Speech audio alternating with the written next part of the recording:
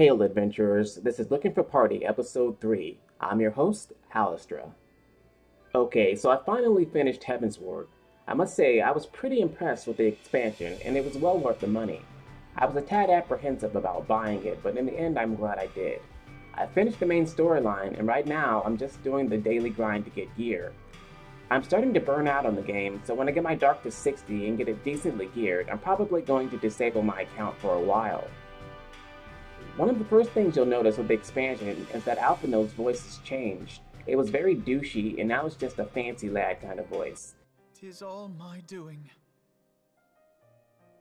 I believed myself the only one who truly understood Eorzea's woes.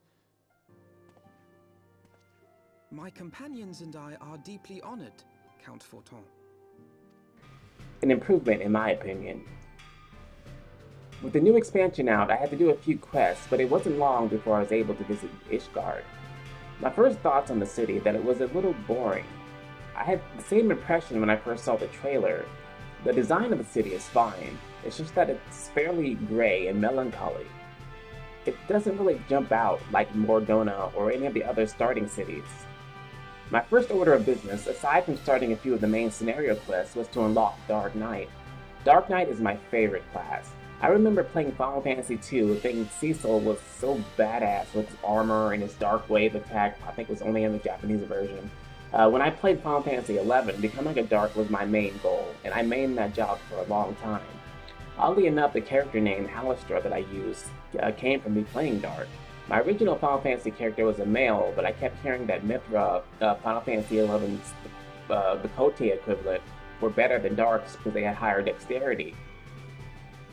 I had a Mithra mule named Wolf, something like that, and I decided to level her up at the same rate I was leveling my other character to compare the damage firsthand. After a while, I just ended up using Loth as my main. Eventually, I decided to change servers and go to Bahamut, but the name Loth was already taken, so I had to change it. And Loth is a character from Dungeons & Dragons, so I figured I'd pick another name from that universe. One of the books I own called, I think, The War of the Spider Queen, Loth takes a new form using the body of a dark elf named Dafune, something like that. And that didn't really sound that great of a name to me.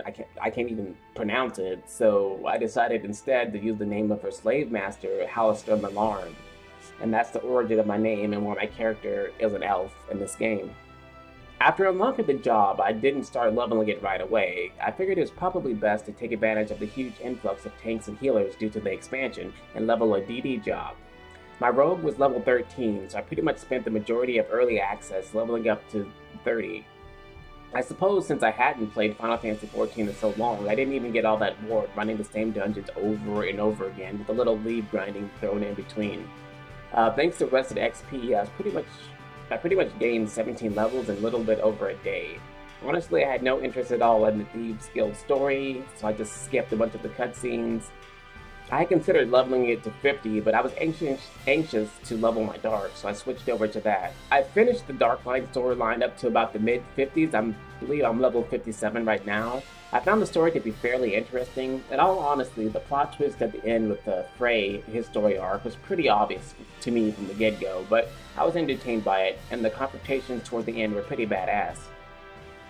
I'm not quite sure where it's going, but I should know in a couple of weeks.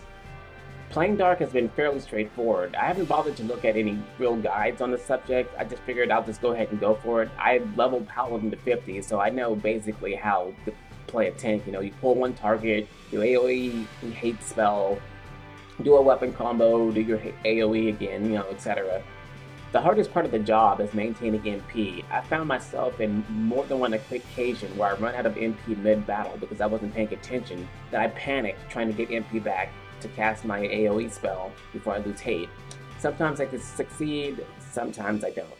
Tanking has made me remember one of the things I hated about this game, that people just attack whatever target they want.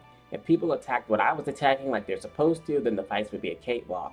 But since most people blast whatever they want, I have to make sure I'm manually attacking different targets to keep my hate up, as well as using my AoE abilities. Not a big deal, but it makes it hard to watch YouTube videos while I'm tanking. My biggest problem is also the issue I had with Paladin. I can't play with the keyboard to save my life. With a controller, I can dodge AoE attacks all day, but on the keyboard, not so much. I guess it's just a matter of I'm used to using a controller all my life, so doing muscle memory, I can just dodge the attacks pretty easily. With the mouse and keyboard, I'm staring at my ability bar, and when I need to move in a hurry or throw out an attack in a split second, I have a tendency to take too long to react, or my hand is up at the number keys when I need them to be in the home row. I know, your hands are supposed to never leave the home row when you're typing. However, moving my hands up is kind of a habit that I have. I'm sure tanking is something I can overcome with practice, but I hate how I can play the job easily enough with a controller at low level, but now that I'm 50 plus, that just isn't an option with all the skills I need to use. Overall, I'm enjoying the job. The last thing I'll say about it is that the odd decision Square made regarding one of the job's abilities. When you activate Darkside, you get this red miasma about you. It looks cool, but it's always on. Even when you're not in battle. I imagine when you're walking around town, all the regular people are like,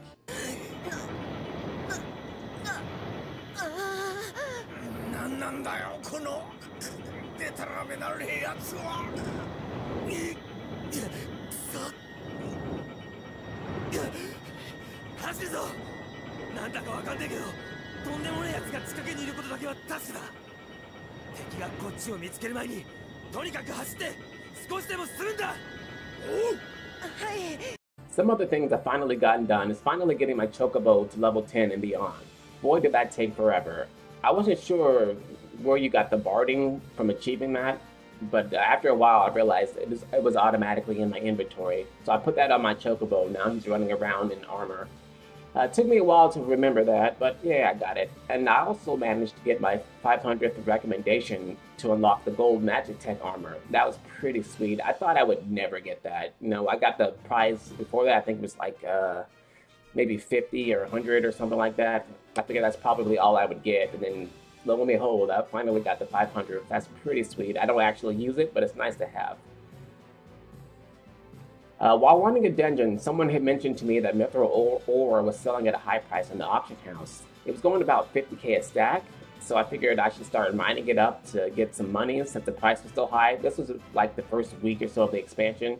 It had dropped to 45k by the time I had checked it out, but I figured, hey, I went ahead and ran around mining Mithril ore. I made about 1 million gil from it, from a few hours work, not too bad. I should have probably spent days just mining this thing and selling it, making a few million, but just not being broke is enough for me. So I didn't want to bore myself out, so I just stopped right there.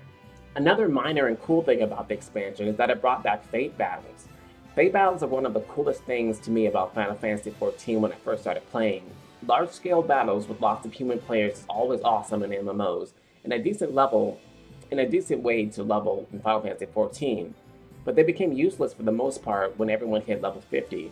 For a while after this new expansion, I was seeing people doing Fate battles everywhere, and it was pretty cool. I even participated in a few myself.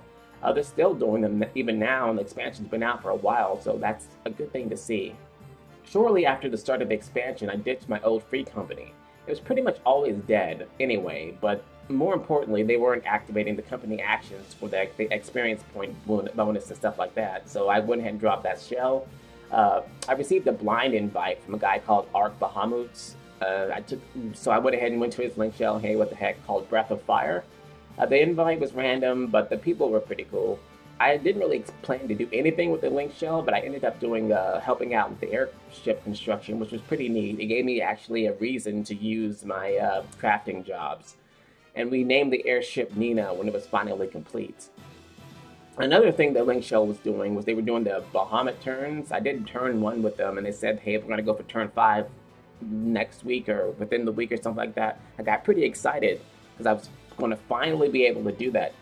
So we went in there, we attempted it, it was a disaster. We kept wiping. After like 3 or so wipes, they said, hey, let's exit out. We'll separate into 2 separate groups with skilled players in there. And then we'll take all the rookies back through and help them get the clear. So I figured, okay, so we leave the dungeon and I drop the party and go do some other stuff. And then like an hour later in the link shell chat or the free company chat, they get the message that they finally completed the fight and they were all done and they're congratulating each other. And I'm just kind of like, well, what about me? So I was a little annoyed by that, but whatever. I'm just never going to do that fight, so it doesn't really matter. Before I wrap up, I suppose I should give my thoughts on the main storyline. While I wasn't blown away by it, I must say it was a fairly solid story. All of the fetch quests you have to do in between story beats was driving me crazy, but the story itself was satisfying overall.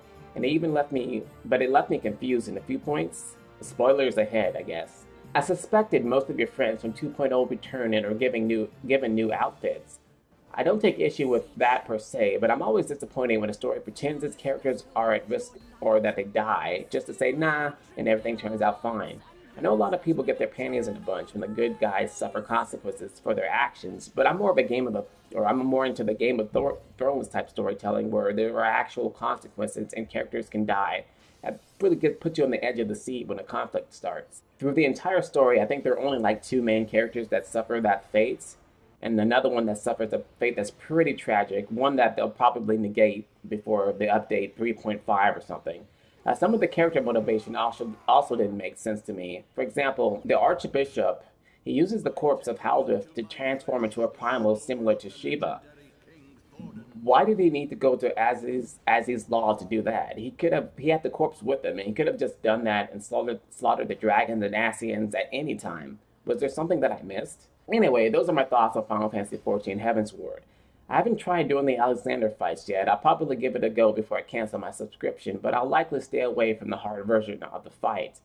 There are a few other random things that I'll probably try and get done as well, because while I've enjoyed my time with Final Fantasy XIV, there really isn't any reason to keep playing. I kept my account active because the expansion was coming out. I played through the expansion, and now it's just a matter of redoing the same content week after week while stuff is slowly added. I think it's time to take a long break, or perhaps stop playing for good. Thank you for joining me.